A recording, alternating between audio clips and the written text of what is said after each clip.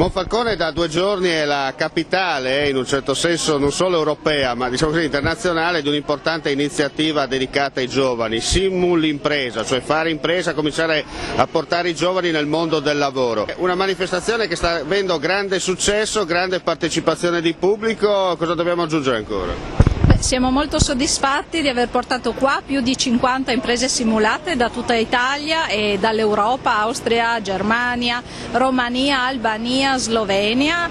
Abbiamo più di 500 ragazzi e migliaia di visitatori. Siamo veramente soddisfatti per i ragazzi e per il loro impegno in questa manifestazione che è veramente entusiasmante per loro e anche per noi. Ecco, in questi tempi dove è difficile fare impresa per vari motivi, questi diciamo così, seminari, mi permetta il termine, servono anche a far conoscere, ad approfondire ulteriormente che cos'è il futuro, il domani per questi giovani. Certamente, la simulazione di impresa è un'attività, un progetto internazionale validissimo per avvicinare i ragazzi al mondo del lavoro, per dargli delle competenze direttamente spendibili nel mondo del lavoro. È un'attività che li coinvolge e che gli offre appunto la possibilità di avvicinarsi in maniera costruttiva e concreta al mondo del lavoro.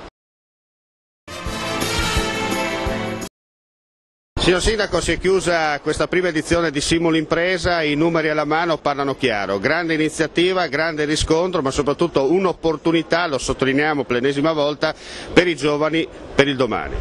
Sì, siamo molto contenti di aver potuto ospitare a Monfalcone questo evento, unico in Italia, 500 ragazzi che hanno voglia di mettersi in gioco con i loro insegnanti e di fare qualcosa di diverso, di fare scuola in modo diverso e di venire sul nostro territorio a vedere quello che noi possiamo offrire, quindi un risultato di grande rilievo per noi.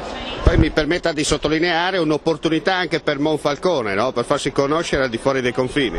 Certo, un'opportunità per farci conoscere e per valorizzare quello che c'è da valorizzare sul territorio e del territorio e anche far capire che siamo una comunità dinamica, pronta proprio ad accogliere queste sfide per i giovani. Poi insomma un'opportunità a far conoscere a questi giovani che cos'è il futuro. Sì, esatto, lo stanno sperimentando con grande serietà ma anche con serenità, quindi è bello vederli mettersi in gioco in questo modo. E noi avremo un altro evento importante in provincia, a livello provinciale, ma nel quale raccoglieremo 1 migliaio di ragazzi questa volta per Scienza Under 18 tra alcune settimane, sempre in quest'ottica. Vogliamo che a Monfalcone i giovani si sentano a casa loro e facciano delle esperienze forti, importanti.